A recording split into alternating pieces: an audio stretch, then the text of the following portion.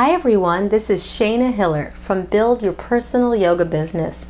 And today I'd like to talk about how to create an epic yoga playlist that will leave your students not only asking you for every single song, but put them in a trance and have them coming back for more. So creating yoga playlists was actually a huge part of my yoga teacher training. And it wasn't just about putting good songs or good tracks on your playlist, but designing them in such a way, or structuring them, placing them in such a way that there is a conscious flow to the music. There's a few topics and a few areas of playlist making that I'd like to cover in this video that I think are the most important and are sadly lacking in most yoga classes I go to.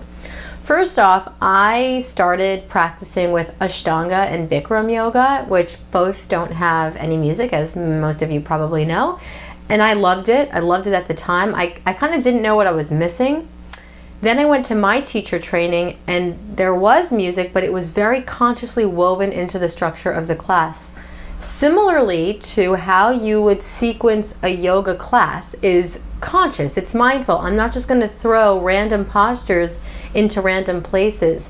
It's grounding, it builds, and then it flows downward for the most part for many yoga practices, right?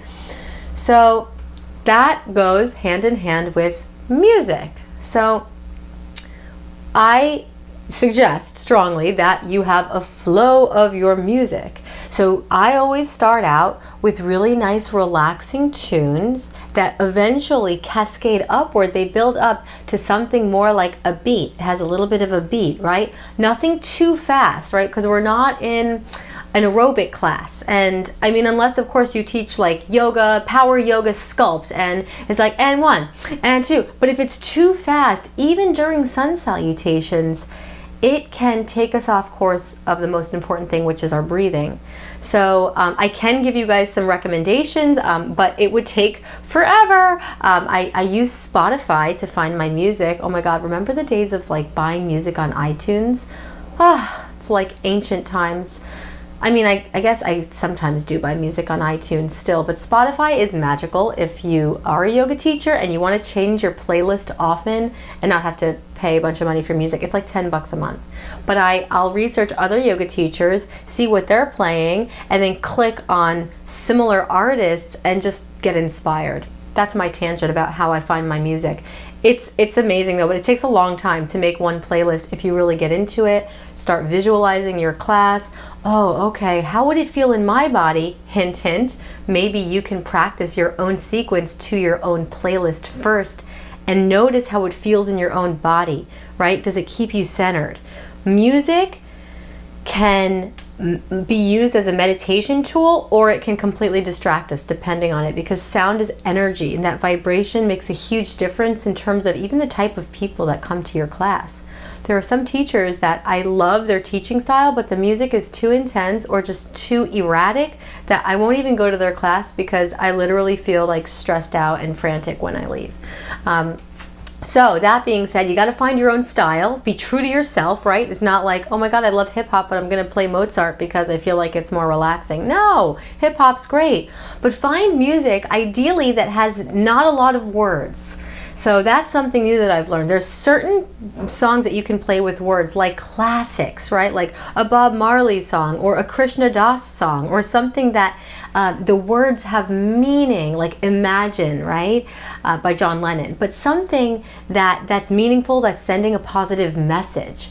But I strongly suggest not playing explicit rap music on your playlist, or even, which is interesting, love songs. Love songs, even though they may be sweet and serenading, they also subconsciously may send signals to the brain like, oh, I'm going to start thinking about my lover or the person that I just broke up with, or whatever it is. And I'm not, this is general, but the goal is meditation. And if your music has either a beat, right, or it's slower hums, it's still exciting and inviting because it allows the person to truly be present and not be distracted by words and images and visualizations, and it allows us to concentrate more deeply.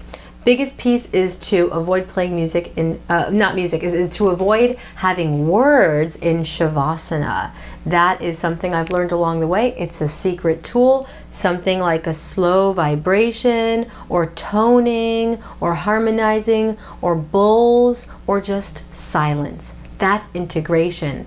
If there's words, there's language. Language is of the mind, and Shavasana is not of the mind, so it may take us out. These are just suggestions. So try them on and see how it works.